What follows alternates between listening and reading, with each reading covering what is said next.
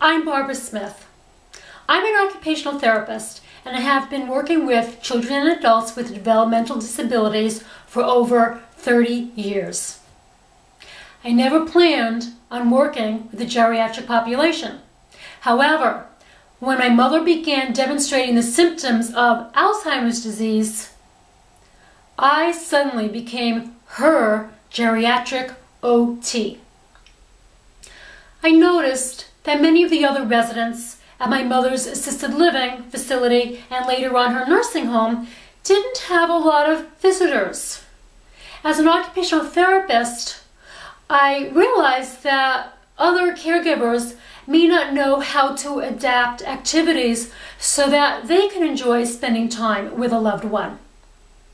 I began creating activities on my website that people can download and print.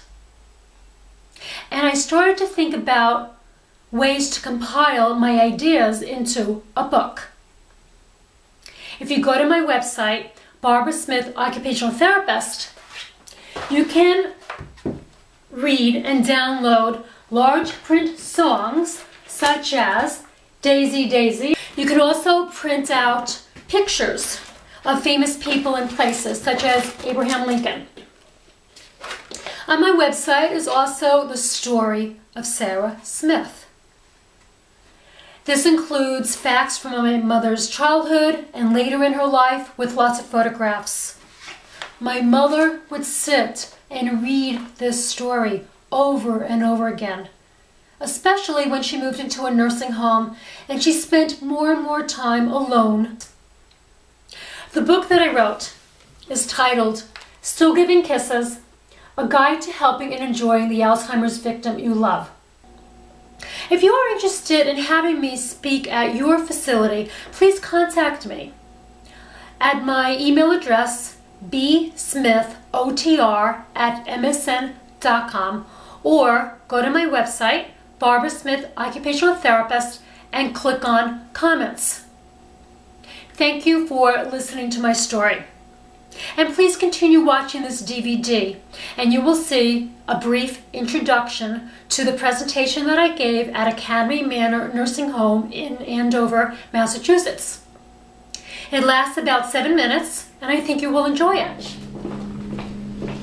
My mother would have been thrilled to see me here today speaking about how close we grew during her 8 years with Alzheimer's disease. When she moved to an assisted living facility in Massachusetts, I was suddenly able to visit her 2 or 3 times a week and realized that one of the benefits of the disease is that the person lives in the present and past conflicts are forgotten. My mother, Sarah Smith, was the daughter of East European immigrants who met through a matchmaker in Chicago. She kept kosher, loved Yiddish words, and must have seen or listened to Fiddler on the Roof at least 1,000 times. Because my mother's Jewish identity was so important to her, you are going to learn a few Yiddish words today.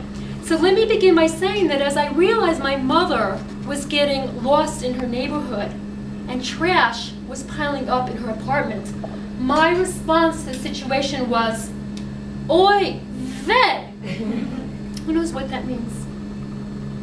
Any? Oh my goodness, no one knows? Oy vey means oh no. Fortunately, as an occupational therapist, I was pretty good at recognizing the early symptoms of the disease. Here she was, 76 years old.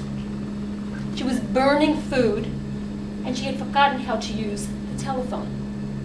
I believe that this is the most emotionally draining stage of the disease because one has to get over the hurdles of shock, denial, and depression and move into acceptance, taking action, and enjoying the remaining time together. Today, I'm going to talk to you about how I coped, grew into my role as caregiver daughter, and got better and better at it with practice. First, I'm going to stop here for a few minutes and ask about your situations. Who here has a spouse with Alzheimer's or another dementia? Nobody. Who here has an elderly parent, grandparent, aunt, uncle, or friend with the disease? Okay, you have one person. And how many of you, or I have 2 a parent. people? You have a parent. Okay, great. Thanks for coming. Who's a healthcare professional here? Probably lots of people. Healthcare professionals and occupational therapists? Okay, we have at least one occupation, more than one. Great, 2 occupational therapists. And how many of you don't remember why you're here?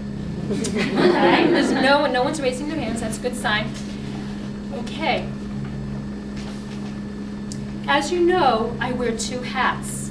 I was the daughter of an Alzheimer's victim, and I am an occupational therapist. I use the past tense because my mother passed away about a year ago. And although I think about her a lot, and it's very sad, I am also lucky in many ways. For one thing, I know that I did everything I could to find the best care possible for my mother. I have no guilt and I have no regrets. I'm also lucky in that my mother always seemed to recognize me. Even 2 weeks before she passed away, when she was barely eating, could not speak, and had no use of her hands, my mother's face lit up when she saw me, and she puckered her lips to tell me to bring my cheek over for a kiss. Hence the name of my book, Still Giving Kisses, A Guide to Helping and Enjoying the Alzheimer's Victim You Love. Puckering her lips for a kiss. What can be more emotionally significant than expressing her love using one of her few remaining motor skills? We occupational therapists like to look at what skills a person still has rather than only at the skills they have lost. I tried to help my mother maximize her remaining skills, be as independent as possible, and enjoy her life. I'm going to talk to you in a few minutes about the things I did to help my mother do just that. People who experience memory loss react in different ways. Some people seek out medical advice. They may read a few of the thousands of books out there about dementia. They may join a support group for people in the early stages of memory loss. My mother didn't have the awareness to do any of those things. She didn't find anything abnormal about wearing the same clothes day after day, or forgetting how to change the television channels. This was not a surprise, because my mother had always been Mashugana. Does anyone know what Mashugana means? No. I don't think so. Mashugana is another Yiddish word that means crazy.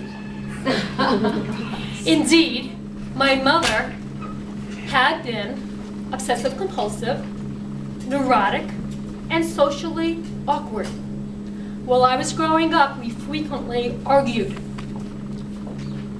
Here she was, living in a senior citizen's apartment building located a mile away from my sister in Connecticut.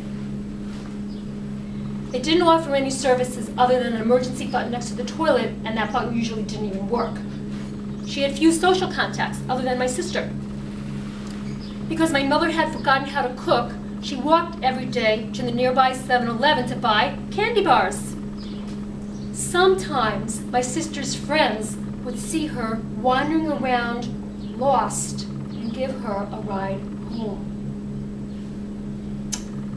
I faced a crisis common to many middle-aged children. My mother lived far away from me, and she was not going to cooperate. Again, I was really lucky because my sister and I worked well together as a team. We knew the first thing we needed to do was get help so that my mother could do her activities of daily living, such as dressing, grooming, eating something other than candy bars. My sister hired a home health aide while I looked for a new place for my mother to live. My husband disabled her car, and we all came to terms with performing a kidnapping. I saw only misery ahead of me. Little did I know that I would grow to love and enjoy my mother in new and unexpected ways.